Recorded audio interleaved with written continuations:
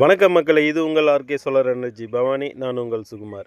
இன்றைக்கி பார்த்தீங்கன்னா விருதுநகர் மாவட்டத்தில் நம்ம ஒரு single phase 2 HP AC motor set அமைக்கிறதுக்காக வந்திருக்கோம். இதில் பார்த்திங்கன்னா பைப்பு, கேபிள், சோலார் எல்லாமே நமக்கு சேர்ந்ததுங்க.